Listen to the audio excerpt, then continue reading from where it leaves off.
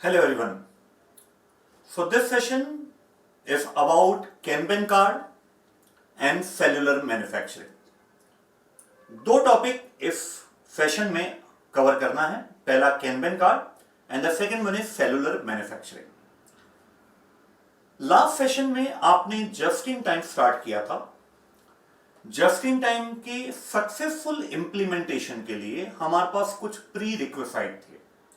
मतलब जेआईटी को अगर हमें सक्सेसफुली इंप्लीमेंट करना है तो हम इन पॉइंट्स के बिना वर्क किए हम जेआईटी को सक्सेसफुली इंप्लीमेंट नहीं कर पाएंगे.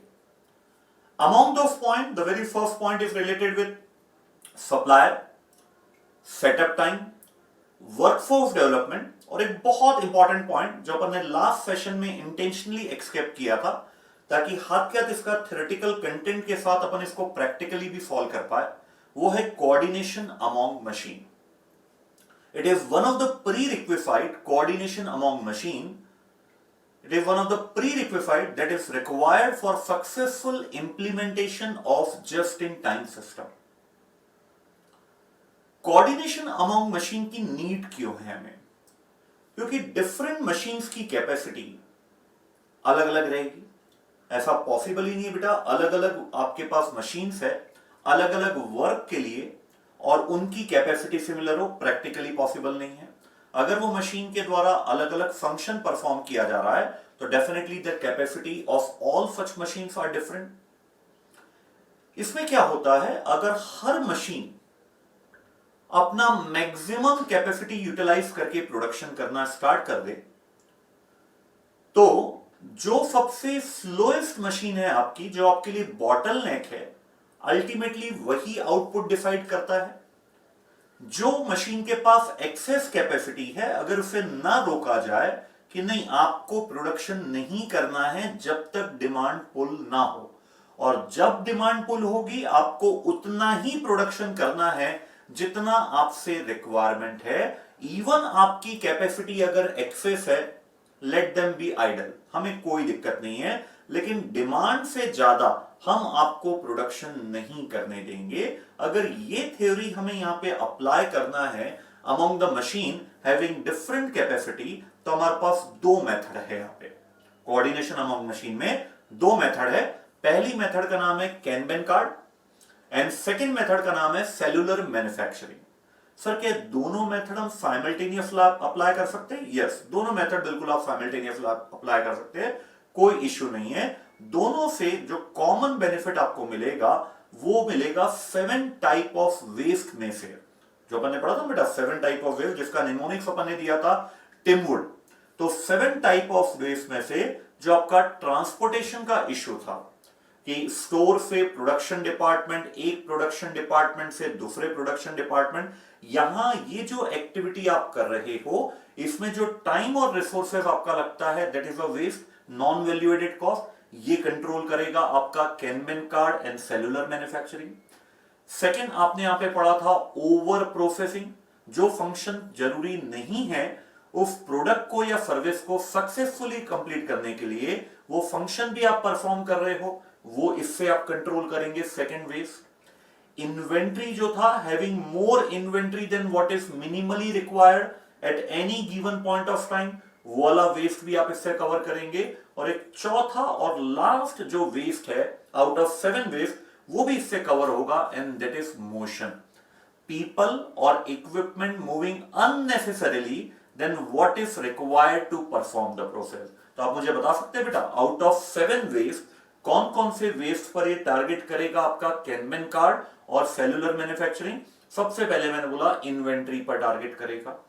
Inventory having more inventory than what is minimally required will create non-value added cost, ये उस पे टारगेट करेगा. ट्रांसपोर्टेशन पे जो आपका एक्टिविटी का रिसोर्सेस लगता है जिससे कंज्यूमर को कोई बेनिफिट नहीं मिलता, कौन सा ट्रांसपोर्टेशन? स्टोर से प्रोडक्शन, प्रोडक्शन से दूसरा प्रोडक्शन डिपार्टमेंट, इससे मेरे कंज्यूमर को कोई भी बेनिफिट नहीं मिलता. So it is again second type of non value added cost, वो इससे हम कंट्रोल करेंगे. ओवर प्रोसेसिंग पे जो हमारा खर्चा हो रहा है वो हम इससे कंट्रोल करेंगे. Last but not the least, जो पीपल और equipment moving unnecessarily then what is required to perform the process, technically known as motion, हम उसको यहाँ पे कंट्रोल करना चाहेंगे। तो बेसिकली 4 वेस्ट हम यहाँ पे कंट्रोल करते हैं इन टेक्निक के द्वारा, कैनबेन और सेलुलर मैन्युफैक्चरिंग। ठीक है बेटा, तो पहला टॉपिक अपन स्टार्ट करते हैं, इन 4 वेस्ट को ये कैसे कंट्रोल करेगा।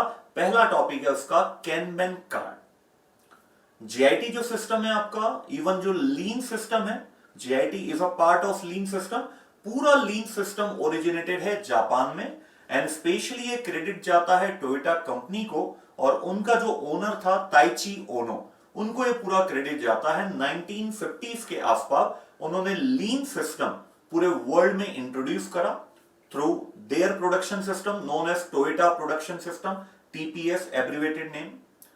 उसी का एक पार्ट है आपका जस्ट इन टाइम सिस्टम।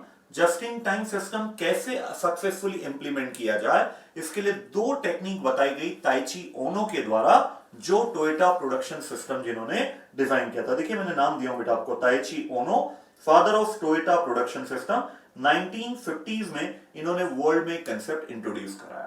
तो डेफिनेटली जापान में ओरिएंटेड हुआ था ये। तो जापानीज कंसेप्ट है कैनबेन कार्ड, जिसमें कैन का मतलब होता है विजुअल और बेन का मतलब होता है कार्ड। दोनों को अगर आप क्लब कर देंगे तो अ विजुअल कार्ड, मतलब एक कलरफुल भी हो सकता है, ताकि प्राइमर से ऐसी दिखे कि भैया हमें ये WIP, हमें ये रॉ मटेरियल कंट्रोल करना है, उसके लिए ये विजुअल कार्ड है ना। कैन का मतलब होगा विजुअल और बेन का मतलब है card, so it is a visual card. अब आपके सिलेबस में कैनबेन कार्ड से रिलेटेड 2 अलग अलग कंसेप्ट अवेलेबल है। अगर आप अपना आईसीआई का स्टडी मैट देखेंगे तो आईसीआई के स्टडी मैट में कैनबेन से रिलेटेड जो इंफॉर्मेशन आपको दी गई है वो एक्सक्लूसिवली सिर्फ और सिर्फ कैनबेन WIP के लिए दी गई है। मतलब work in progress finish goods को कैसे कंट्रोल करेगा हमारा ये सिस्टम, उसके ऊपर पूरी इंफॉर्मेशन दी गई है आपके स्टडी मैट में। लेकिन जब आप केस स्टडी डाइजेस्ट देखेंगे तो वहां पे जो क्वेश्चन अवेलेबल है उसमें कैनबेन कार्ड का और एक्सटेंशन दिया हुआ है आपका। कैनबेन कार्ड रॉ मटेरियल इन्वेंट्री को कैसे मैनेज करेगा, वो आपको केस स्टडी डाइजेस्ट के जो क्वेश्चन है उसमें आपको मिलेगा। तो अपन ने क्या किया है बेटा, जो आपके पास नोट्स अवेलेबल है इसमें ना सिर्फ कैनबेन WIP वाला अपन लर्न कर रहे हैं, बल्कि कैनबेन जो इन्वेंट्री रॉ मटेरियल वाला है वो भी हाथ के हाथ अपन यहां पे देखेंगे, ताकि कंप्लीट नोट्स आपके पास अवेलेबल रहे, आपको अलग अलग नोट्स रेफर ना करना पड़े। तो स्टार्ट करो बेटा। तो सबसे पहले आईसीआई का जो स्टडी मैट है उसमें कैनबेन का जो WIP वाला कंसेप्ट दिया है, पहले अपन उसको समझ लेते हैं, फिर अपन बढ़ेंगे जो केस स्टडी डाइजेस्ट में कैनबेन कार्ड जो रॉ मटेरियल इन्वेंट्री से रिलेटेड आपको बताया गया है, फिर उसके बारे में अपन अपनी लर्निंग को अपडेट करेंगे। ठीक है, आइए बेटा। मैंने हमेशा रिपीटेडली अपने स्टूडेंट को ये हमेशा बोलता हूं मैं कि ये थ्योरेटिकल सब्जेक्ट नहीं है, it is the application subject. तो जो आप थ्योरी यहां पे पढ़ रहे हो, ये थ्योरी आपको अप्लाई करना है। अप्लाई करने के बाद उसको आपको अपनी लैंग्वेज में देना है। लैंग्वेज में मैंने कई बार रिपीट किया हूं बेटा, 60 to 70% लैंग्वेज आप अपने मन से लिख सकते हो, अलाउड है। लेकिन 30 से 40% जो टेक्निकल लैंग्वेज है, वो टेक्निकल लैंग्वेज आपके पास कोई भी चॉइस नहीं है, आपको मगअप करना पड़ेगा। और ये जो 3 लाइन मैं यहां पे हाईलाइट कर रहा हूं आपको, कैनबेन कार्ड से जो चालू हो रहा है डाउनस्ट्रीम तक, ये पूरी 3 लाइन टेक्निकल डेफिनेशन है। इस टेक्निकल डेफिनेशन में आप अगर अपने मन से कुछ भी जोड़ना चाहेंगे या अपने मन से कुछ लैंग्वेज लिखेंगे तो कहीं ना कहीं जो मीनिंग कन्वे होना चाहिए वो नहीं हो पाएगा। जिसके कारण मैं स्ट्रांगली आपको रिकमेंड करूंगा कि कैनबेन कार्ड में पूरे आपके इसमें से ये जो 3 लाइन है, this are the most technical line, इनको आपको मगअप करना पड़ेगा। मगअप आप बहुत आसानी से कर लेंगे, जस्ट एक बार अपन समझ ले हर एक वर्ड का यहाँ पे इंपॉर्टेंस है, तो उस वर्ड का क्या इंपॉर्टेंस है तो आपको मेमोराइज करने में थोड़ा सा अच्छा रहेगा ना। चलिए बेटा स्टार्ट करता हूं मैं। कैनबेन कार्ड के बारे में सबसे पहले बोला है इट्स अ नोटिफिकेशन कार्ड। मतलब कैनबेन कार्ड WIP वाला पढ़ रहे बेटा अभी अपन ना, WIP इन्वेंट्री हम कैसे कंट्रोल करते हैं कैनबेन कार्ड। आप लिखना चाहे तो नोट्स में यहाँ पे लिख सकते हैं कि हम कौन सा टॉपिक पढ़ रहे हैं कैनबेन में, कि कैनबेन कार्ड WIP इन्वेंट्री को कैसे मैनेज करेगा। मतलब जितनी डिमांड पुल हुई है उतना ही WIP कोई भी एक प्रोसेस के द्वारा बनाया जाएगा, उससे ज्यादा बनाना उसको अलाउ ही नहीं रहेगा। ये कैसे कंट्रोल किया जाता है, इसका क्या मैकेनिज्म है, वो अपन देख रहे हैं। फिर जब ये वाला टॉपिक आपका खत्म हो जाएगा, WIP को ये कैसे मैनेज करता है, फिर सेकंड टॉपिक में अपन जंप करेंगे कि कैनबन कार्ड के द्वारा हम रॉ मटेरियल इन्वेंट्री को कैसे मैनेज कर पाते हैं। वो ऑल टुगेदर सेपरेट कंसेप्ट है। समझ में आ गया क्या पढ़ रहे हैं? तो सबसे पहले कैनबन कार्ड के बारे में बोला गया, इट्स अ नोटिफिकेशन कार्ड, मतलब ये नोटिफाई करेगा। तो दो पार्टी तो बेटा इसमें बेसिकली होना ही चाहिए, एक जो है कार्ड प्रिपेयर करेगा और दूसरा ये कार्ड जो जिसको देगा उसको नोटिफाई करेगा कोई पर्पस के लिए। तो दो पार्टी यहां पे इन्वॉल्व होगी। अब उन दो पार्टी को टेक्निकल नाम अगर मैं दूं तो यहां पे नाम दिया गया है downstream machine and upstream machine. Repeat करेंगे, मैंने क्या बोला टेक्निकल नाम, downstream machine and upstream machine. Downstream machine का मतलब है इनपुट रिसीवर, जिसे इनपुट की रिक्वायरमेंट है वो मेरा डाउनस्ट्रीम मशीन है। अपस्ट्रीम मशीन जो इनपुट प्रोवाइड करेगा, इनपुट प्रोवाइडर को बोला जाएगा अपस्ट्रीम मशीन। तो कहीं पे आप लिखना चाहते हो तो लिख सकते हो बेटा टर्मिनोलॉजी। डाउनस्ट्रीम मशीन का मतलब है इनपुट रिसीवर, इनपुट रिसीवर, ये रिसीवर है। और अपस्ट्रीम मतलब है इनपुट प्रोवाइडर, जो इनपुट प्रोवाइड करेगा। तो स्टार्ट करो बेटा।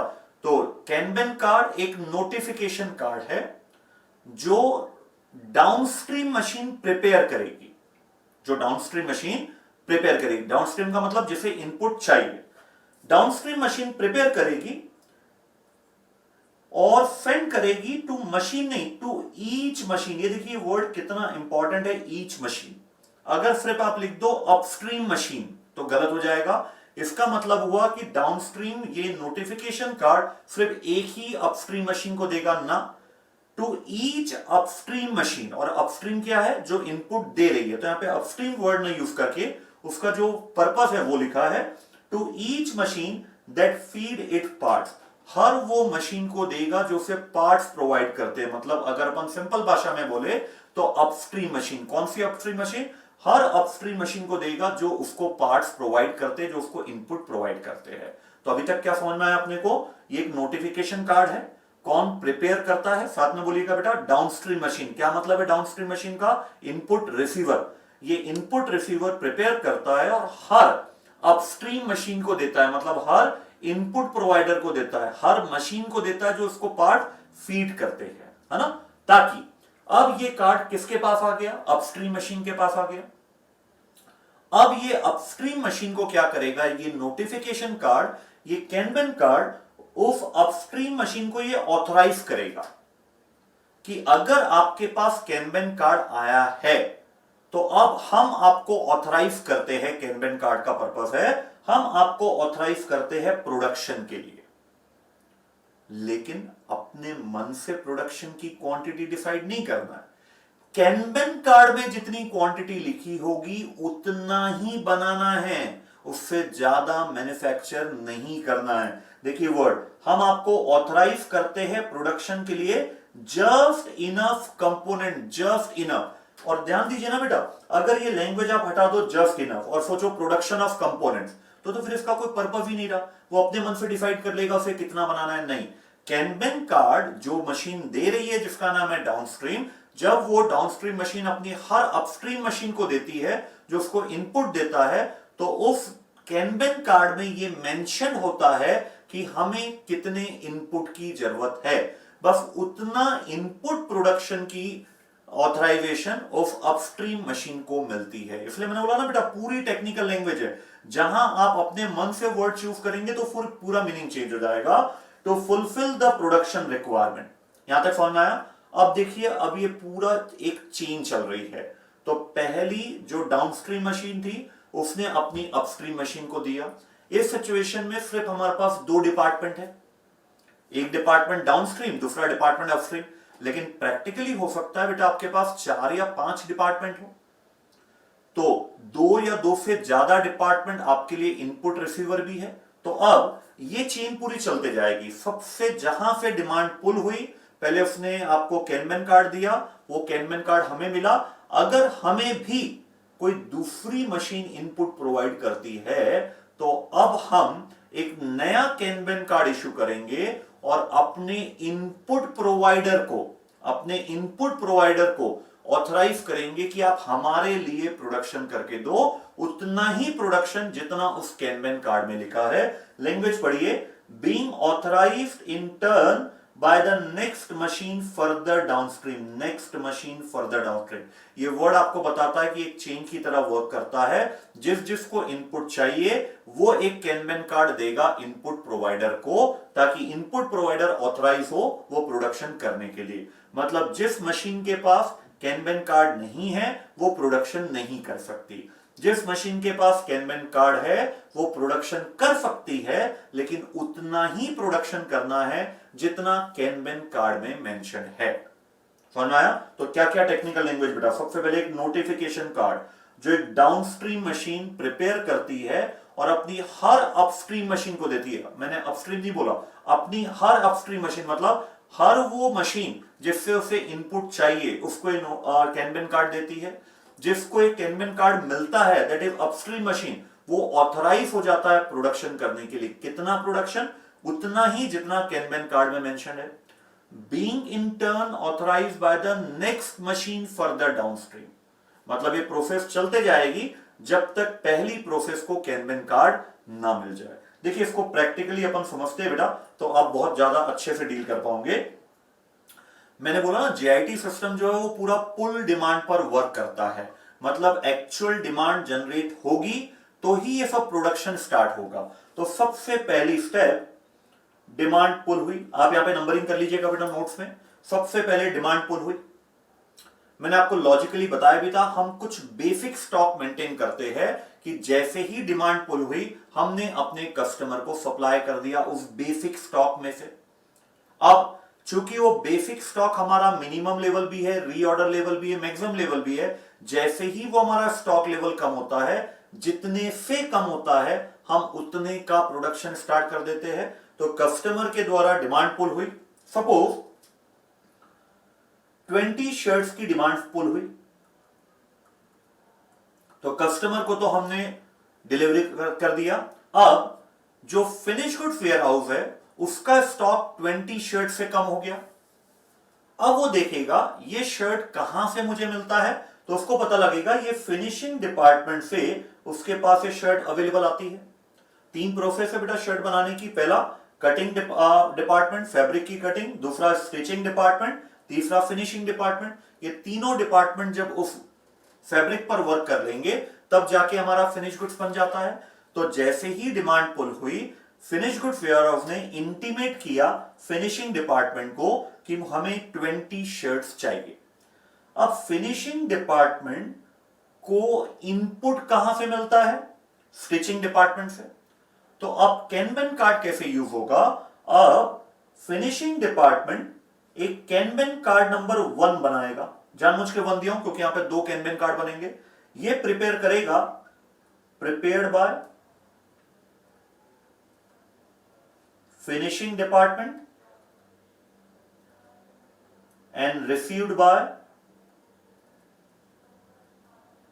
Stitching department. स्टिचिंग डिपार्टमेंट को रिसीव हुआ। कितनी शर्ट की डिमांड पुल हुई? 20 शर्ट्स की। तो जो फिनिशिंग डिपार्टमेंट कैनबेन कार्ड प्रिपेयर करेगा और ये अपने upstream machine that is stitching department को इश्यू करेगा, तो इसमें क्वांटिटी लिखेगा कि इसे 20 शर्ट स्टिच चाहिए ताकि उसको फिनिश करके फिनिश गुड्स वेयर हाउस में दे पाए। अब जैसे ही ये कैनबेन कार्ड मेरे स्टिचिंग डिपार्टमेंट को रिसीव होता है, स्टिचिंग डिपार्टमेंट ऑथराइज्ड हो जाता है कि वो 20 शर्ट्स के लिए स्टिचिंग कर सकता है। लेकिन स्टिचिंग डिपार्टमेंट को इनपुट कहां से मिलता है? कटिंग डिपार्टमेंट से मिलता है। तो स्टिचिंग वाला कब तक वर्क नहीं कर पाएगा जब तक इसको फैब्रिक कटिंग वाला ना मिल जाए। तो अब क्या करेगा? स्टिचिंग डिपार्टमेंट एक कैनबेन कार्ड प्रिपेयर करेगा। मैंने इंटेंशनली इसको यहां पे नाम दिया हूं kanban card 2, prepared by stitching department. इसको कितने की डिमांड आई है फिनिशिंग डिपार्टमेंट से? 20 शर्ट्स के लिए। तो ये 20 शर्ट के लिए फैब्रिक जो इसको चाहिए ये डिमांड करेगा किससे? कटिंग डिपार्टमेंट से। तो ये रिसीव करेगा cutting department, received by cutting department. अब कटिंग डिपार्टमेंट ऑथराइज्ड हो गया जैसे ही कटिंग डिपार्टमेंट को कैनबेन कार्ड नंबर 2 मिलता है। किससे मिला? स्टिचिंग डिपार्टमेंट से, कि भैया हमें 20 शर्ट के लिए फैब्रिक कटिंग वाला चाहिए। तो अब जो मेरा कटिंग डिपार्टमेंट है वो ऑथराइज हो गया कि वो 20 शर्ट्स के लिए फैब्रिक को कट कर सकता है, लेकिन इसको भी तो रॉ मटेरियल चाहिए। अब ये रॉ मटेरियल के लिए एक एमआरएन इशू करेगा। एमआरएन बोले तो मटेरियल रिक्वेशन नोट इशू करेगा टू द स्टोर डिपार्टमेंट कि भैया मुझे 20 शर्ट्स के लिए, सपोज एक शर्ट बनाने में 2 मीटर फैब्रिक लगता है, तो 40 मीटर मुझे फैब्रिक चाहिए। तो अब क्या होगा जरा ध्यान दीजिएगा। अब नॉर्मल प्रोसीजर, ये 40 मीटर इसको फैब्रिक देगा, ये 40 मीटर दैट इज 20 शर्ट के लिए फैब्रिक को कट करेगा, ये इसको सप्लाई कर देगा, वो कटिंग वाला फैब्रिक ये बंदा स्टिच करेगा, स्टिच करके फिनिशिंग डिपार्टमेंट को देगा, फिनिशिंग डिपार्टमेंट उस 20 शर्ट्स पर फिनिश वर्क करेगा और ये वेयर हाउस में दे देगा, ताकि जो डिमांड पुल हुई थी वो हमने रियल टाइम पे मैन्युफैक्चर किया है, न कम न ज्यादा। और अगर कैनबेन कार्ड नहीं होता बेटा तो हर डिपार्टमेंट के पास जो कैपेसिटी है वो डिफरेंट है। तो अगर डिपार्टमेंट अपनी नॉर्मल कैपेसिटी के हिसाब से पूरे शिफ्ट में वर्क करेगा तो हो सकता है जिसकी स्पीड ज्यादा है वो WIP बनाते जाएगा। WIP आपके लिए कोई काम का नहीं है जब तक वो आउटपुट में कन्वर्ट ना हो जाए। समझ में आया बेटा? तो ये जो अप्रोच अभी आपने पढ़ा है कैनबेन की, ये पढ़ा है kanban to control WIP inventory. There is no way for WIP inventory to build up in this way, क्योंकि डिपार्टमेंट को ऑथराइजेशन मिलता है तभी वो प्रोडक्शन करते हैं। जितना कैनबेन कार्ड में मेंशन है उतने का ही वो प्रोडक्शन करेंगे, न कम न ज्यादा। बढ़ो बेटा आगे। चलिए, ये हुआ आपका कैनबेन कार्ड। अब अपन बात करते हैं कैनबेन कार्ड। अभी आपने सीखा WIP को कैसे कंट्रोल करता है। अब इसी कैनबेन कार्ड का एक और यूटिलाइजेशन है, ये रॉ मटेरियल को भी मैनेज करता है, रॉ मटेरियल को भी प्रॉपरली मैनेज करता है। तो फिर देखिए वही वर्ड आ रहा है, kanban card is a visual signal based workflow management technique. Visual based है ना, कैन का मतलब ही है विजुअल और बैन का मतलब है कार्ड। तो एक विजुअल कार्ड है जो एक वर्कफ्लो मैनेजमेंट टेक्निक को ये मैनेज करेगा। अभी आप क्या पढ़ रहे हो? कैनबेन कार्ड से हम रॉ मटेरियल इन्वेंट्री कैसे मैनेज करेंगे। बहुत सिंपल सा, अगर अपन आगे ना बढ़े बेटा तो एक सिंपल सा है, इन ये जो आपको दिख रहा है कंटेनर 1 2 3 4 5 6 7 8, इनको बोला जाता है बिन, BIN। इनको टेक्निकली बोला जाता है बिन, है ना। अपने पास मान के चलिए ये रॉ मटेरियल A है, ये रॉ मटेरियल B है, ये रॉ मटेरियल C है और ये रॉ मटेरियल D है। टोटल 4 रॉ मटेरियल आपके पास है। हर रॉ मटेरियल के लिए आपने 2 बिन मेंटेन किया है। एक कलर येलो मेंटेन किया है और उसी के लिए आपने एक रेड मेंटेन किया है। हर रॉ मटेरियल के लिए 2 बिन मेंटेन किया। अब ये बिन क्या मदद करता है ये वाली टेक्निक इन्वेंट्री के, जैसे ही इस येलो बिन से आप पहले प्राइमरी कंजम्पशन करेंगे, मतलब जो भी कंजम्पशन होगा वो येलो बीन से होगा। जैसे ही इस येलो बीन का जो रॉ मटेरियल है वो कंज्यूम हो जाता है, ये एम्प्टी हो जाता है बिन, अब आप सेकेंडरी कंजम्पशन वाला बिन स्टार्ट कर सकते हो। लेकिन आप यहां पे देखिए बेटा, यहां पे यहीं पे इस बिन के पास एक कैनबेन कार्ड है, कैनबेन कार्ड है। ये सब जो आपको व्हाइट कलर का दिख रहा है, दिस इज द कैनबेन कार्ड। इस कैनबेन कार्ड में क्या होगा, इस प्रोडक्ट की पूरी डिटेल उसमें मेंशन होगी कि इस प्रोडक्ट का नाम क्या है, इस प्रोडक्ट का कोड क्या है, ये प्रोडक्ट का सप्लायर कौन है, इस प्रोडक्ट का लीड टाइम कितना है, मतलब आज हम ऑर्डर करते हैं तो हमें ये कब मिलता है, इस प्रोडक्ट का लोकेशन कहां है, कहां पे ये वाला रॉ मटेरियल हम स्टोर करते हैं, सब कुछ जानकारी उस कैनबेन कार्ड में रहेगी। देखिए अगर आप डायग्राम देखें, सब कुछ जानकारी इस प्रकार के कैनबेन कार्ड में रहेगी। जनरली लैमिनेटेड होता है। जैसे ही मेरा येलो बिन का जो रॉ मटेरियल है वो खत्म होता है, वर्कर बिल्कुल यूज कर सकता है रेड बिन, लेकिन फिर वर्कर क्या करेगा, इस येलो बीन में जो कैनबेन कार्ड है इसको निकालेगा और एक कैनबेन बॉक्स होता है उसमें ड्रॉप कर देगा। कैनबेन बॉक्स में जब वो ड्रॉप कर देगा तो इंटरवल के आधार पे उसको खुला जाता है 4 आवर्स 8 आवर्स में, तो सामने वाले को पता लग जाएगा कि अगर कैनबेन कार्ड इसमें है उस बॉक्स में, मतलब ये रॉ मटेरियल को रिप्लेनिश करने का समय आ गया है। ये इतना सिंपल सिंपल है बेटा कि अगर इवन एक अनस्किल्ड एम्प्लॉय है या इलिटरेट एम्प्लॉय है, वो भी ये सिस्टम एग्जीक्यूट कर सकता है। क्यों? क्योंकि इसमें जो सिंबल है वो विजुअल बेस्ड है। येलो के बदले आप ग्रीन रख सकते हो, चॉइस है आपकी। क्योंकि ताइची उन्होंने जब ये सिस्टम लगाया था तो उन्होंने येलो कलर यूज किया था, इसलिए जनरली एक ट्रेंड चल गया है कैनबन कार्ड में कि हमें येलो कलर का एक बिन रखना ही रखना है। आप कोई भी कलर ले सकते हो, दूसरा कलर रेड रख दिया ताकि वो डेंजर लेवल आपका इंडिकेट करता है कि इसके पहले वाला बिन उस रॉ मटेरियल का आपका फिनिश हो चुका है। अब वो कैनबन कार्ड आप कैनबन बॉक्स में डालेंगे ताकि रियल टाइम पे फिर हम वो अपने सप्लायर को ऑर्डर कर पाए, है ना। आज की तारीख में तो बेटा ये इलेक्ट्रॉनिकली होता है। वो जो कैनबन बॉक्स मैंने बोला, वो जैसे ही कैनबन बॉक्स में डालेगा, बारकोड के द्वारा स्कैनिंग होगा और रियल टाइम पे इंफॉर्मेशन सप्लायर के पास पहुंच जाती है कि इतना रॉ मटेरियल उसे सप्लाई करना है। पहले मैनुअली होता था, लेकिन अब जैसे ही वो कैनबन में गया, आप पूरा उसमें बारकोड स्कैन कर लेते हो, रियल टाइम पे इंफॉर्मेशन पहुंच जाती है। क्योंकि उस कैनबन कार्ड में ये भी लिखा रहता है उसका सप्लायर कौन है, ये भी लिखा रहता है क्वांटिटी कितनी परचेस करना है एक टाइम पे, लीड टाइम क्या है, हर इंफॉर्मेशन जो रेलिवेंट है वो कैनबन कार्ड में रहेगी। तो इससे हम अपना जो कैनबन कार्ड है, इससे हम अपनी रॉ मटेरियल को भी अच्छे से मैनेज कर पाते हैं, है ना। Kanban can be used in pull system of inventory where supplier supplies the material based upon consumption, ऐसा ही होता है। Kanban, a yellow line originally used in Toyota, is visual cue to the worker. Maybe the worker is unskilled or illiterate, it doesn't matter, क्योंकि ये इसमें कोई technical चीजें नहीं है, सिंपली कलर के आधार पर उसको आइडेंटिफाई करना है। जैसे ही वो येलो बिन खत्म होता है, वहां से कैनबन कार्ड निकाल के उस कैनबन बॉक्स में ड्रॉप कर देना, ताकि बाद में उसका बारकोड स्कैनिंग करके रियल टाइम पे हम अपने सप्लायर को इंफॉर्मेशन पहुंचा पाए और वो अपने लीड टाइम के अकॉर्डिंगली हमें वो रॉ मटेरियल रिप्लेनिश कर देगा, है ना। कैनबन कार्ड में सभी इंफॉर्मेशन होती है, जैसे मैंने आपको बताया क्वांटिटी, स्टोर बहुत आपका वास्ट होता है तो वो कहां पे उसकी लोकेशन है, वेंडर कौन है, डिटेल अबाउट द प्रोडक्ट, सब कुछ उस पर मेंशन है। अब एक सवाल उठता है, क्या सर हम कैनबन नॉन मैन्युफैक्चरिंग ऑर्गेनाइजेशन में लगा सकते हैं? बेसिकली ये बना तो था मैन्युफैक्चरिंग ऑर्गेनाइजेशन के लिए ही, लेकिन क्योंकि सर्विस इंडस्ट्री में भी, ट्रेडिंग इंडस्ट्री में भी इन्वेंट्री तो मेंटेन किया ही जाता है, तो वहां पे भी आप अप्लाई कर सकते हो, कहीं मनाही नहीं है। लेकिन बेसिकली ये जो बनाया गया था और इसका सबसे ज्यादा बेनिफिट अगर कोई सेक्टर को मिलता है तो वो मैन्युफैक्चरिंग सेक्टर को ही मिलता है।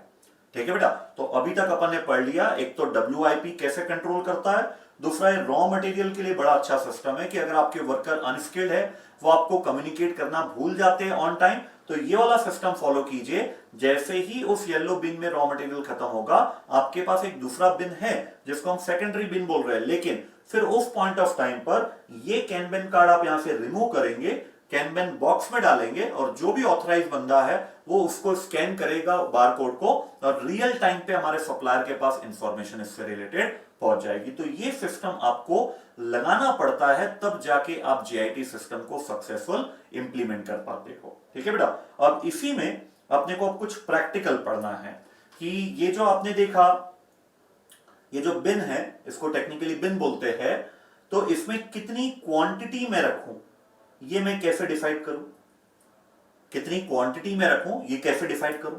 पहला पॉइंट ये सीखना अपने को कि जो भी आपके पास बिन है, कंटेनर, बिन का मतलब कंटेनर, जो भी आपके पास बिन है उसमें कितनी क्वांटिटी रखी जाए साइंटिफिकली, है ना, अपने मन से नहीं, साइंटिफिकली कितनी क्वांटिटी रखी जाए, पहला ये डिसाइड करना है। फिर अपने एग्जांपल में अभी 2 बिन है, हो सकता है आपके ऑर्गेनाइजेशन में 3, 4, 5 बिन रखना पड़े, तो नंबर ऑफ बिन कितने रखना है, नंबर ऑफ कंटेनर कितने रखना है, ये भी अपन डिसाइड करेंगे।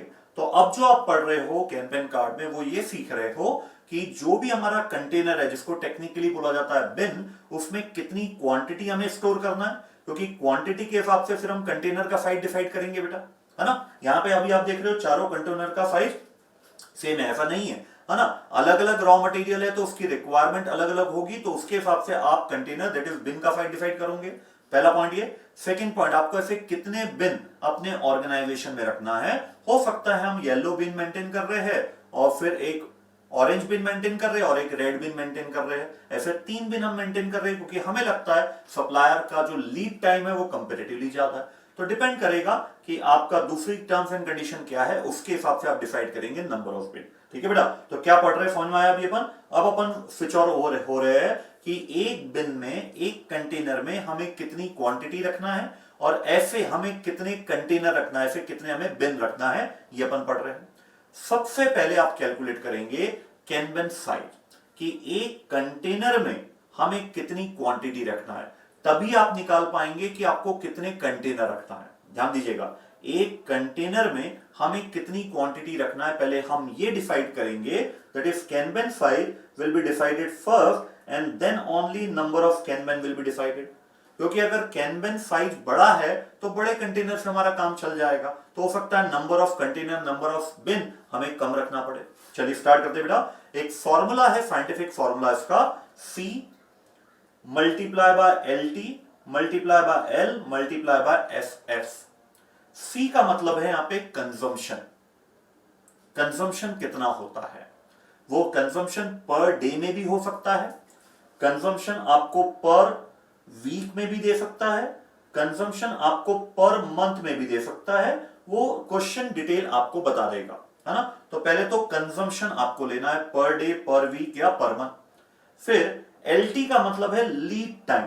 लीड टाइम का मतलब होता है जब आपने ऑर्डर प्लेस किया और जब वो ऑर्डर आपको मिला। जब आपने ऑर्डर प्लेस किया और जब वो ऑर्डर आपको मिला तो उन दोनों में कितना टाइम डिफरेंस है। अमेज़न में मैं भी कोई प्रोडक्ट ऑर्डर कर रहा हूं, वो बता रहा है एस्टिमेटेड डिलीवरी डेट 3 डेज। तो जो 3 डेज है ना, ये मेरे लिए कहलाता है लीड टाइम। इसको आप री ऑर्डर पीरियड भी बोलते हो या आप इसको डिलीवरी पीरियड भी बोला जाता है, डिफरेंट नाम है, अपने इधर लीड टाइम बोला है। तो C का मतलब consumption multiply by lead time. अब ध्यान दीजिएगा, एक बहुत इंपॉर्टेंट, अगर कंजम्पशन आपका पर डे है तो लीड टाइम भी आपका डे में होना चाहिए। कंजम्पशन आपका वीक में है तो आपका लीड टाइम भी वीक में होना चाहिए। और लॉजिकली बोलूं, लीड टाइम का जो डिनोमिनेशन है टाइम का, उसके आधार पे कंजम्पशन का डिनोमिनेशन डिसाइड होगा। जैसे मैंने आपको बोला कि सपोज लीड टाइम दिया है 2 वीक्स, किसमें मेंशन है आपका lead time, that is delivery period, weeks में। तो अब कंजम्पशन चाहे आपको कोई भी डिनोमिनेशन में दिया हो, आपको उसको मैंडेटरीली कन्वर्ट करना पड़ेगा वीक्स में। समझे क्या बोला मैंने? मान के चलिए कंजम्पशन आपको दिया है पर एनम, नहीं चाहिए हमें पर एनम, क्योंकि हमारा लीड टाइम वीक्स में दिया है तो हमें कंजम्पशन को भी किस में एक्सप्रेस करना पड़ेगा, वीक्स में ही एक्सप्रेस करना पड़ेगा, है ना। तभी जाके बेटा वो डेटा कंपेरेबल होगा, तभी जाके उसका मल्टीप्लिकेशन पॉसिबल है। यही नोट 1 में दिया है, लेकिन इंपॉर्टेंट पॉइंट है बेटा, ध्यान रखना, है ना, बहुत बहुत इंपॉर्टेंट है। लीड टाइम हमें डेज में दिया है और कंजम्पशन हमें पर वीक में दिया है, तो हमें पर वीक वाले कंजम्पशन को किस में कन्वर्ट करना पड़ेगा, पर डे में, दैट इज जो लीड टाइम का डिनोमिनेशन है उसी में कन्वर्ट करना पड़ेगा। ठीक है, ये पहला पॉइंट हुआ बेटा आपका।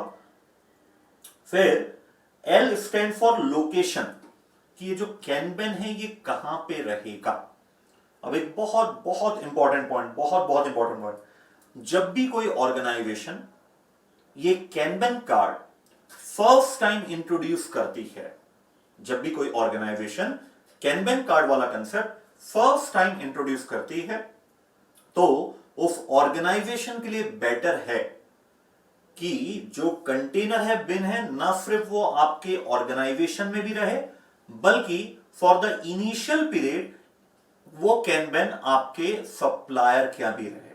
क्योंकि देखिए, आपके लिए भी एकदम नया है कि स्टॉक लेस इन्वेंट्री पर आप वर्क कर रहे हो, सप्लायर के लिए भी नया है कि आपकी टर्म्स एंड कंडीशन में जब आप बोलो, जितना बोलो उतना वो आपको सप्लाई करेगा। तो एरर दोनों जगह से हो सकते हैं फॉर द इनिशियल पीरियड। तो अनलेस अदर स्पेसिफाइड, हम हमेशा ये मान के चलेंगे कि ये जो L है, एक बिन रहेगा आपका ऑर्गेनाइजेशन में, कस्टमर क्या, और एक बिन रहेगा आपका कहां पे, सप्लायर क्या। तो unless otherwise stated this will assume to be 2, है ना।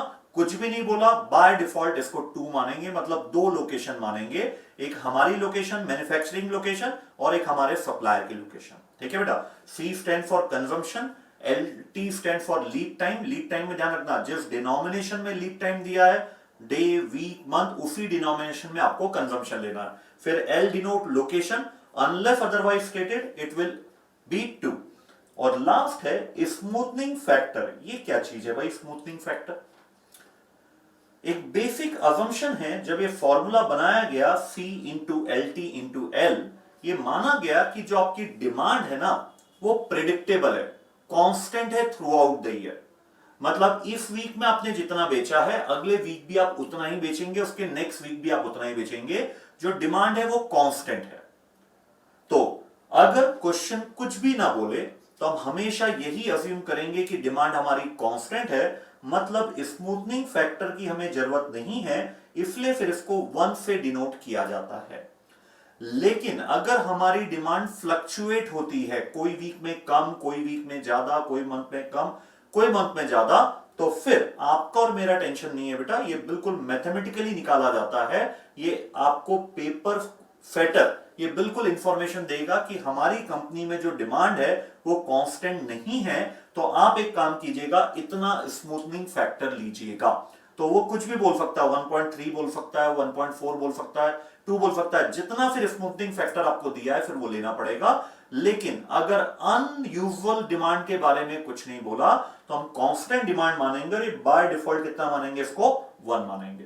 तो 2 असम्पशन लिया बेटा अभी तक अपन ने इसमें। पहला कि अनलेस अदरवाइज स्टेटेड, लोकेशन को हम 2 मानेंगे, हमें मानेंगे एक हमारी लोकेशन, एक हमारे सप्लायर की लोकेशन।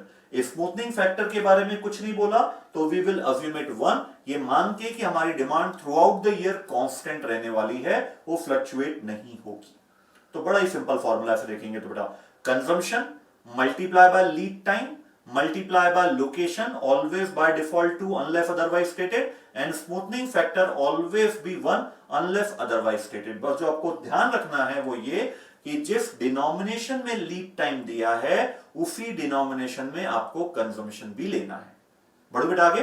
तो ये पहला आपने डिसाइड किया कि जो भी आपका कंटेनर है, दैट इज बिन है, उसमें कितनी क्वांटिटी रहेगी उस रॉ मटेरियल की, वो इस फॉर्मूले से आपको पता लग जाएगा, C into L T into L into smoothening factor.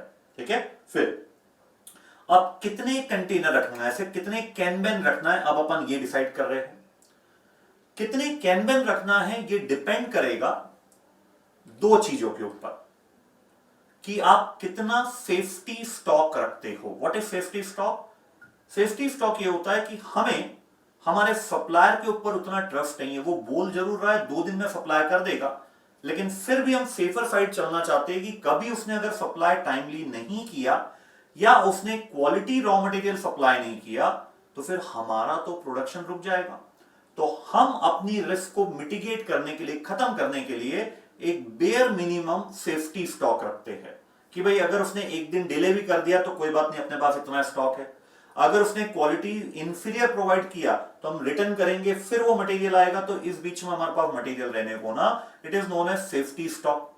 तो कितना सेफ्टी स्टॉक आप रखते हो, ये पहला पॉइंट।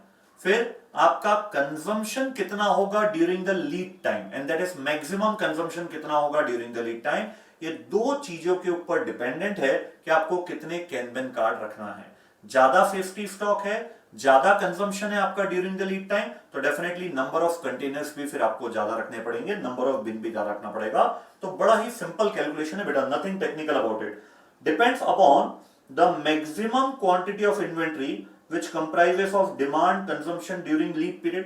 सिंपल भाषा में बोले तो मैक्सिमम कितना आपका रॉ मटेरियल कंज्यूम्ड होगा during the lead period, and quantity of safety stock. ये 2 चीजों के ऊपर डिपेंडेंट है आपके कितने आपको कंटेनर रखना है। Safety stock plus consumption during the lead time, जितनी क्वांटिटी आपको हमेशा मेंटेन करना है। अब ये डिपेंड करेगा कि एक कैनबेन में आपकी कितनी क्वांटिटी स्टोर होगी। सपोज ये आता है 100, अपने मन से बेटा, ये आता है 50 या 150 ले लो, ये आता है 150, है ना। तो टोटल आपको कितना रॉ मटेरियल हमेशा चाहिए, 250। अब कैनबेन का साइज अगर 50 यूनिट्स है, मतलब एक बिन में आप 50 यूनिट रखेंगे, तो आपको ऐसे 5 कैनबेन कार्ड लगे, 5 कैनबेन लगेंगे। यही अगर आपकी क्वांटिटी हो जाती है सपोज 125, तो फिर 250 आपको क्वांटिटी मेंटेन करना है, डिवाइडेड बाय 125, तो आपको फिर 2 कैनबेन लगेंगे, दैट इज 2 बिन लगेंगे, 2 कंटेनर लगेंगे। ठीक है बेटा। तो देखिए बहुत सिंपल सा चीज है। सबसे पहले हम निकालेंगे कि हमारे उस कंटेनर में, बिन में, कैनबेन में कितनी क्वांटिटी होगी। उसका formula consumption multiply by lead time multiply by location multiply by smoothening factor. Smoothening factor 1 मानेंगे अनलेस अदरवाइज स्टेटेड, लोकेशन 2 मानेंगे अनलेस अदरवाइज स्टेटेड, और कंजम्पशन और लीड टाइम क्वेश्चन आपको देगा, बस ध्यान एक रखना है लीड टाइम के डिनोमिनेशन में आपको कंजम्पशन को एक्सप्रेस करना है। फिर कितने कैन बिन ऐसे रखना है, कितने बिन हमें रखना है, ये डिपेंड करेगा हमारे कितना सेफ्टी स्टॉक मेंटेन करना है, प्लस प्लस प्लस कितना हमारा मैक्सिमम कंजम्पशन होगा ड्यूरिंग लीड टाइम। ये दोनों को डिवाइड करेंगे हम, एक बार में हमें कितनी क्वांटिटी रखना है एक बिन में, उससे पता लगेगा कितने कैन बिन रखना है। ठीक है बेटा, ये जितना भी आपने अभी तक पढ़ा ये कुछ चीजों के ऊपर डिपेंडेंट है कि अगर ये फॉलोइंग पॉइंट्स आपके साथ नहीं है तो आप कैन बिन कार्ड इस तरीके से मेंटेन नहीं कर पाएंगे। और इनमें से पहले 3 और सबसे इंपॉर्टेंट पॉइंट डेडिकेटेड है आपके सप्लायर को, है ना। पहला पॉइंट पढ़ते हैं, क्या सप्लायर रेडी है कैन बिन साइज के लॉट में सप्लाई करने में। जैसे अभी अभी आपने बोला, मान के चलिए कैन बिन साइज है 50 यूनिट्स का, कैन बिन साइज 50 यूनिट्स। अब होता क्या है बेटा, आप एज अ मैन्युफैक्चरर रिटेलर से तो परचेस नहीं करोगे, आप होलसेलर से परचेस करोगे, और होलसेल मार्केट में अपना एक लॉट साइज होता है, उसी लॉट में आपको प्रोडक्ट मिलेगा, उसी लॉट में आपको प्रोडक्ट मिलेगा। जैसे मान के चलिए आपको अगर शुगर चाहिए तो आप और मैं रिटेलर के पास जाते हैं, जितनी शुगर अपने को चाहिए 1 केजी बोलेंगे तो 1 केजी देगा, 10 केजी बोलेंगे तो 10 केजी देगा, क्योंकि वो रिटेलर है, उसका कोई लॉट साइज नहीं है। लेकिन यही चीज अगर आप होलसेल डिस्ट्रीब्यूटर के पास जाते हो फॉर शुगर और उसको बोलते हो 15 केजी शुगर चाहिए, वो मना कर देगा, वो बोलेगा हमारा एक लॉट है 25 केजी का, तो जो भी आपको चाहिए वो 25 के लॉट में ही आपको मिलेगा, 25 फिर 25 के बाद सीधा 50। तो प्रॉब्लम क्या होती है, एज अ मैन्युफैक्चरर मैं होलसेलर से परचेस करता हूं और होलसेलर का अपना एक लॉट साइज होता है सप्लायर का। तो पहली शर्त, क्या मेरा सप्लायर मेरे कैन बिन साइज के अकॉर्डिंगली जो मैंने निकाला हूं 50 उसके अकॉर्डिंगली वो सप्लाई कर देगा। सेकेंड पॉइंट, क्या सप्लायर हमारे पुल सिस्टम पे पार्टिसिपेट करेगा, मतलब जब डिमांड पुल होगी तभी हम बुलाएंगे और तभी उसको सप्लाई करना है, वो अपनी टर्म्स एंड कंडीशन पे नहीं, हमारी टर्म्स एंड कंडीशन पे उसको वर्क करना पड़ेगा। हमारे द्वारा बताई गई क्वांटिटी, हमारे द्वारा बताया गया रॉ मटेरियल, उसे बिल्कुल टाइमली मैनर पर हमें सप्लाई करना पड़ेगा। तो सेकंड इशू ये, पहला इशू है क्या वो हमारा लॉट साइज एक्सेप्ट करेगा, सेकंड इशू क्या वो हमें पार्टिसिपेट करेगा हमारे पुल सिस्टम में, थर्ड क्या हमारा सप्लायर सीधा रॉ मटेरियल हमारे असेंबली लाइन पे डिलीवर करेगा, ये भी इंपॉर्टेंट है। हम उसके पास नहीं जाएंगे हमारे रॉ मटेरियल के लिए, उसका रॉ मटेरियल फैक्ट्री गेट पे नहीं, सीधा जाके डिलीवरी पॉइंट जहां पर प्रोडक्शन हो रहा है, असेंबली हो रही है, वहीं पे उसको ड्रॉप करना होता है।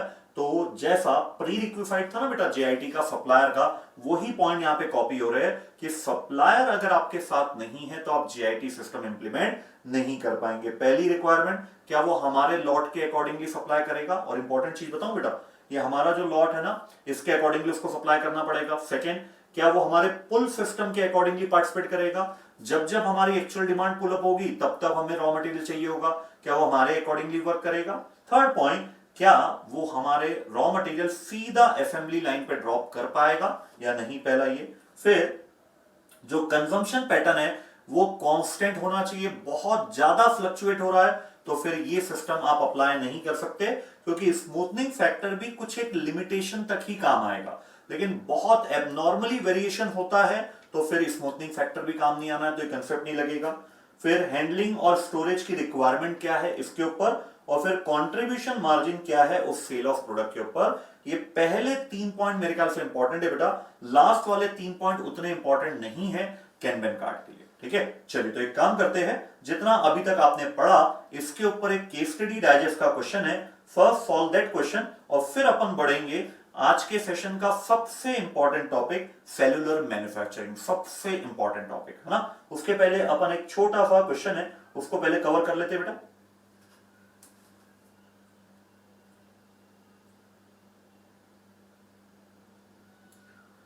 क्वेश्चन नंबर 8 में आइए बेटा, ये केस स्टडी डाइजेस्ट का केस सिनेरियो का क्वेश्चन है। Question number 8 case study digest case scenario का क्वेश्चन है। क्वेश्चन नंबर 8 स्टार्ट करता हूं मैं। Surmount cable car engage in assembly of cabin used on ropeway। तो हमारी कंपनी का नाम है एससीसी। हम जो रोपवे में कैबिन यूज होते हैं उसके असेंबली पर वर्क करते हैं। In order to assemble cabin, three major parts of different shape and size are used. तो उस कैबिन को असेंबल करने के लिए हमें 3 प्रकार के पार्ट्स लगते हैं। These parts are assembled with the help of specially designed dome, nut and bolt made of brass, जिसका एक प्रोडक्ट कोड है DIN85। तो अब आगे से जो भी रॉ मटेरियल की बात होगी वो इसी नॉमेनक्लेचर के साथ होगी, DIN85, which were manufactured by Reliable Hardware and Metal Limited। तो इस सप्लायर का नाम है कि हमारा सप्लायर कौन है, Reliable Hardware and Metal Work। Plant layout design of company comprises assembly line where multiple products are assembled at one point of time, hence there are multiple workers who are using such nuts and bolts simultaneously। एक ही assembly line है, उसी assembly line पर हमारे कई सारे product assemble होते हैं, वहीं पे हमारे पास मल्टीपल वर्कर है, तो हर वर्कर ये nut and bolt simultaneously use करता है। Such nuts and bolt comes in set along with washer and all three spare part collectively considered as set। Since the plant facility of company is situated in remote area, hence majority of worker are either unskilled or semi-skilled and literacy rate is low among worker। क्योंकि जो हमारी factory है वो remote area में है, तो हमारे पास जो अवेलेबिलिटी ऑफ वर्कर है उनमें से मेजॉरिटी अनस्किल्ड है, सेमी स्किल्ड है एंड इवन उनका लिटरेसी एजुकेशन जो है वो भी कंपैरेटिवली कम है।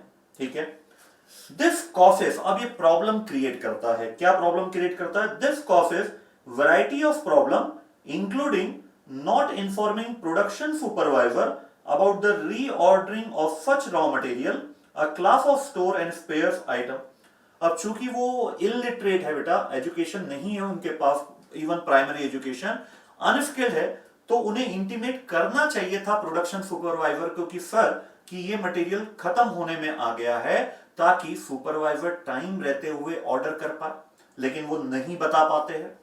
Due to ignorance in worker towards understanding of the stock level and their relevance, उनको नहीं समझता बेटा मिनिमम लेवल क्या होता है, मैक्सिमम लेवल क्या होता है, रीऑर्डर नहीं समझ पाते क्योंकि वो अनस्किल्ड है और इलिटरेट है। Many a times stock of such spare ordered later than it should be, hence gone out of stock। तो जिस समय पर वो ऑर्डर करना चाहिए था उस समय पर हमने वो ऑर्डर नहीं किया, तो फिर स्टॉक आउट की पोजीशन आ जाती है। This further leads to stock out situation in some of the cases which results in contribution loss। मतलब हम अपने कस्टमर को फिर टाइमली डिलीवर नहीं कर पाते हैं तो कंट्रीब्यूशन लॉस हो जाता है। तो सेकंड पैरा इंपॉर्टेंट है बेटा, हमारा जो फैक्ट्री है ये रिमोटली लोकेटेड है, तो जो अवेलेबिलिटी ऑफ स्टाफ की है वो मेनली अनस्किल्ड है, इलिटरेट है, तो सुपरवाइजर को टाइमली इंफॉर्म नहीं कर पाते कि मटेरियल लगभग खत्म हो रहा है, तो वही मटेरियल का ऑर्डर फिर लेट करते हैं, जिसके कारण वो हमें लेट रिसीव होता है, तो फिर स्टॉक आउट वाली सिचुएशन आती है, फिर कंट्रीब्यूशन लॉस होता है। आगे रिलायबल हार्डवेयर एंड मेटल जो हमारा सप्लायर है is a long standing supplier of product to company, hence reliable in terms of quality and delivery time. मतलब ये जो इश्यू आ रहा है ना, ये सप्लायर के कारण नहीं आ रहा है, सप्लायर रिलायबल है ना सिर्फ क्वालिटी के केस में बल्कि डिलीवरी टाइम। मतलब जो मटेरियल का स्पेसिफिकेशन हम उसे बोलते हैं वही वो प्रोवाइड करता है, जितने टाइम में उसने कमिटमेंट किया है उतने टाइम में ही वो हमें डिलीवर करता है, सालों से ऐसा कर रहा है, बोला है long standing supplier.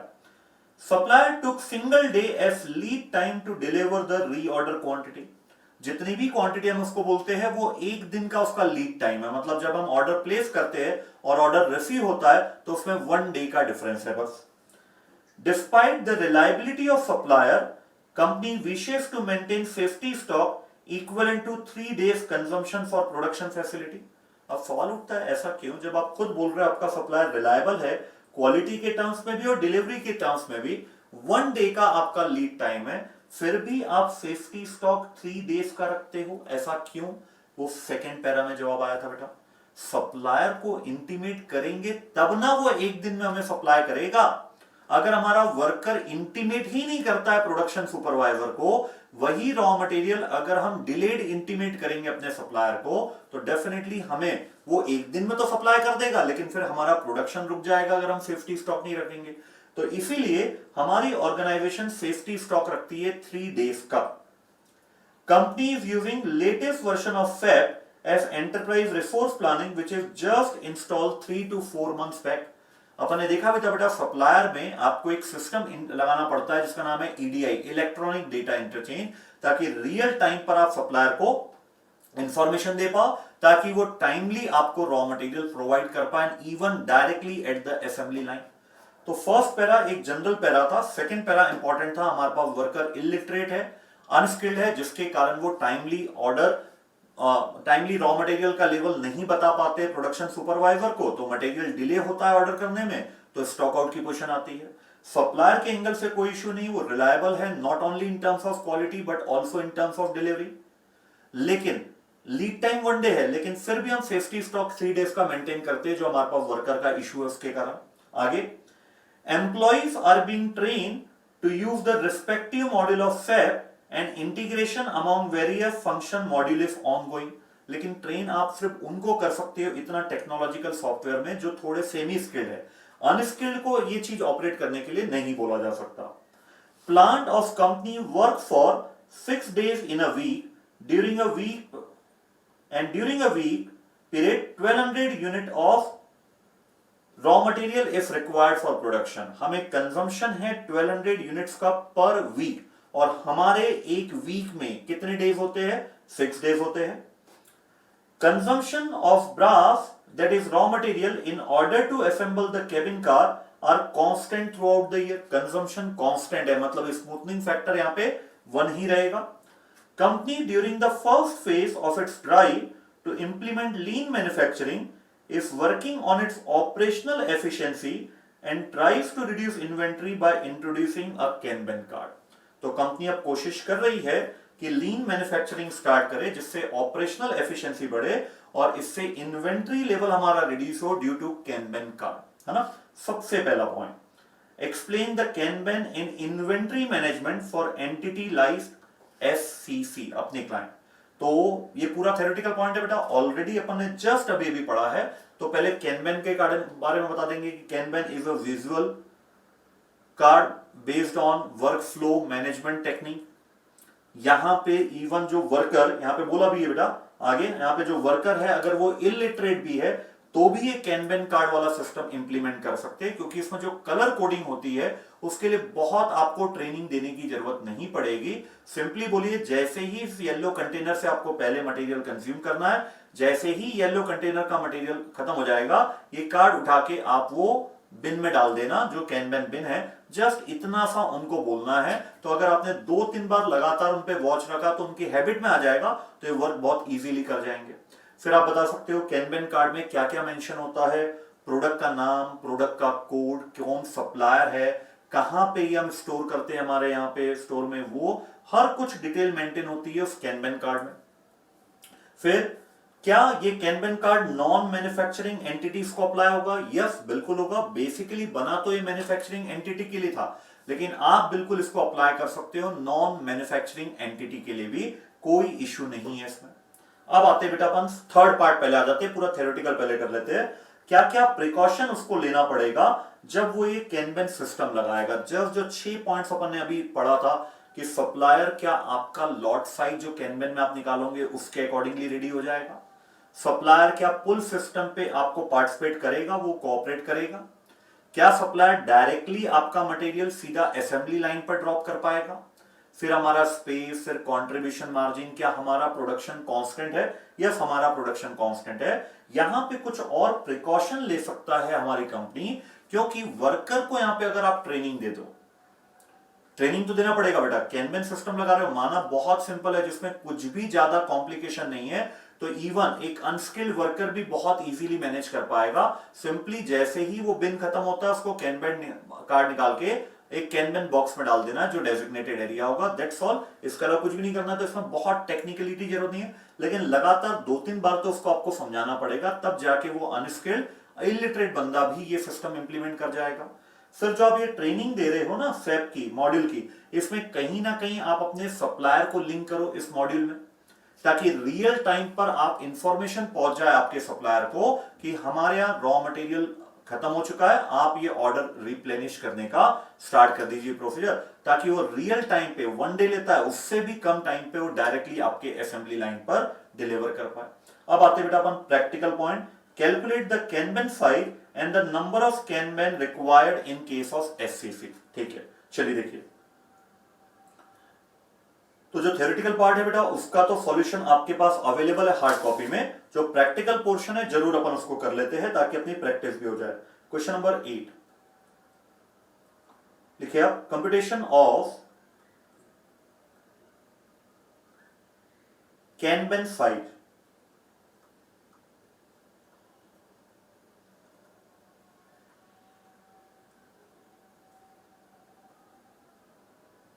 Computation of kanban size, formula क्या था उसका, consumption into lead time into location into smoothing factor.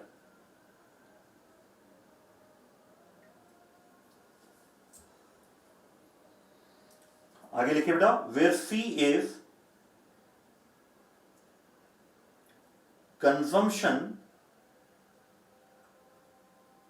बहुत बहुत इंपॉर्टेंट पॉइंट बेटा, consumption per day.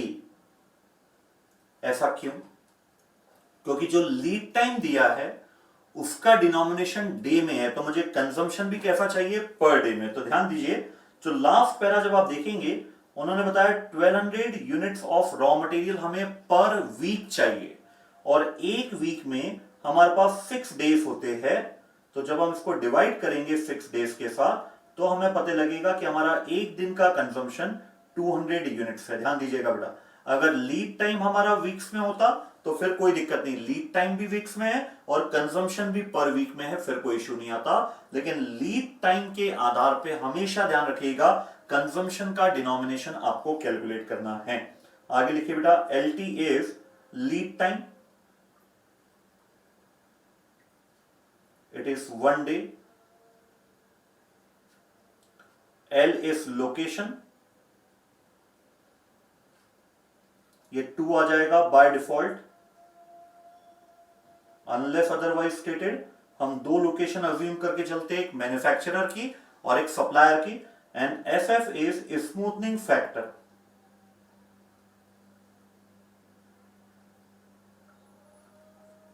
Unless otherwise stated, ये हमारा आएगा 1 बाय डिफॉल्ट।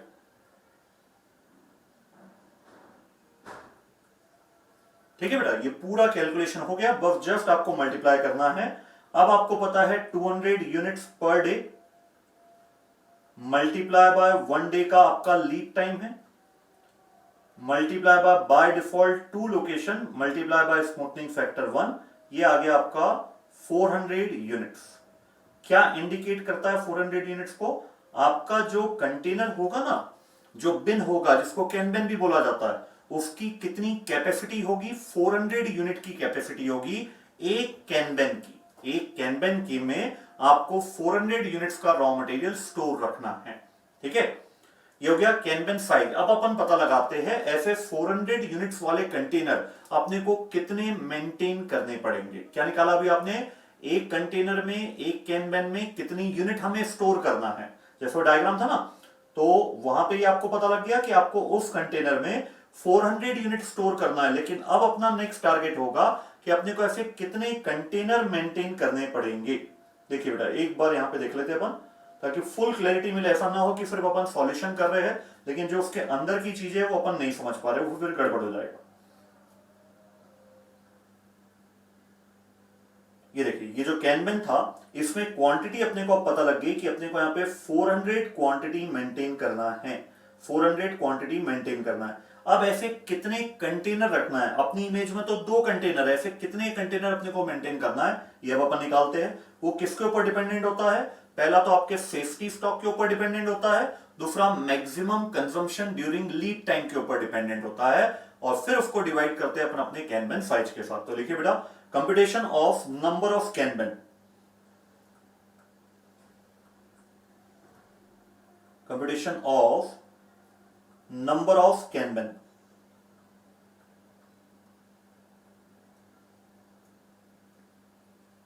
फॉर्मूला क्या है इसका? Safety quantity of safety stock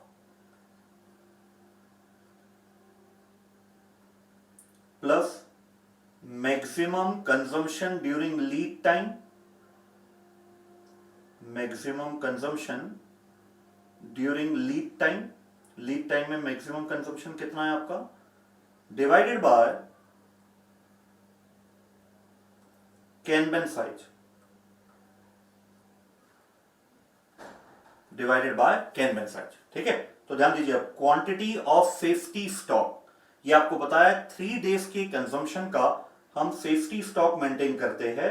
हर दिन हमारा कंजम्पशन कितना है, 200। इसका मतलब 600 यूनिट का हम हमेशा सेफ्टी स्टॉक मेंटेन करते हैं। लीड टाइम हमारा 1 डे है, और चूंकि यहां पे सिर्फ एक ही कंजम्पशन दिया है, मिनिमम मैक्सिमम ऐसा कुछ नहीं दिया, तो जो 200 है वही हमारे लिए मिनिमम मैक्सिमम सब कंजम्पशन एक ही है, divided by kanban size just इसके पहले आपने निकाला है, दैट इज 400 यूनिट्स। डिवाइड कीजिए बेटा, कितना है, 2 कैनबेन, मतलब हमें 2 कैनबेन रखना है। हर कैनबेन में हमें कितनी यूनिट स्टोर करके रखना है, 400 यूनिट स्टोर करके रखना है, ताकि हम 7 टाइप ऑफ वेस्ट को मिनिमाइज कर पाए, and specially over production, inventory वाले जो वेस्ट है, मोशन वाला जो ट्रांसपोर्टेशन वाला है, वो हम बिल्कुल कम से कम कर पाए। ठीक है बेटा, ये फुल डिटेल हो गया कैनबेन कार्ड का, जिसमें आपका आईसीआई का स्टडी मटेरियल भी आ गया, केस स्टडी डाइजेस्ट में भी जो कंसेप्ट था वो भी यहां पे आपका कवर हो जाता है। ठीक है, अब अपन स्टार्ट करते हैं